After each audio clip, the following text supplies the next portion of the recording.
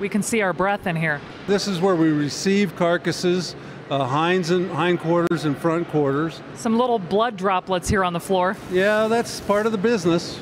And the business of bison is booming right now. Bob Dineen is the president of Rocky Mountain Natural Meats. This industry's been through its ups and downs. Today, what is driving this boom we're in now is the consumer demand. In fact, the demand is outpacing supply right now, which is a unique problem to have in any business, but especially in agriculture. It was a big investment, but it was worth it. The plant is northeast of Denver in Henderson, where they process about 400 head of bison every week. This is a vacuum machine. It's what vacuum packs all these whole muscle cuts. And while just a few short years ago, the bulk of those cuts stayed here in Denver and the West, now they go all across the country. Maybe ending up at a restaurant somewhere in the United States. We might end up selling some of these cuts to a grocery store.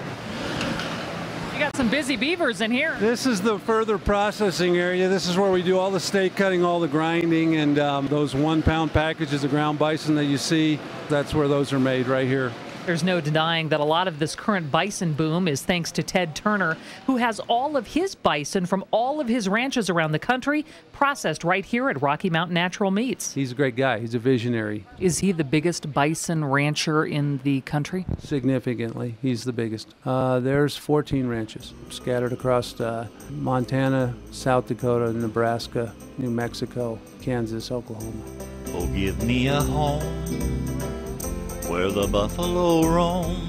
On a much smaller scale than Ted Turner, but with just as much heart and passion, is former U.S. Congressman Bob Beaupre, who just got in the bison biz a few years ago. One thing about the buffalo, you do not change their mind. So they can be very, very dangerous. You have to be careful around them. Not unlike walking on the floor of the United States House of Representatives. Home, home on the range. In 2007, Beaupre and his wife bought a 1,300-acre ranch in North Park. It's on the other side of the Continental Divide from Steamboat Springs. Buffalo and mountains. We're surrounded on all four sides by some of the most beautiful mountains in Colorado. And I often tell people it ain't heaven, but you can see it from there. They've got 200 head of bison with 100 babies on the way any day now. I always thought when I had dairy cattle, they kind of owed us a little bit of thanks for giving them a good place to lay down and always there when they were sick or if they had a calving problem. And the buffalo, it's the other way around. I feel very privileged to be able to glimpse at and witness and be part of the world where they've lived for thousands of years, long before we ever got here. It's a great story, and I know you love the animals, but you're also a businessman to be in business and make money. Is this a better place to put your money than the stock market or housing right now?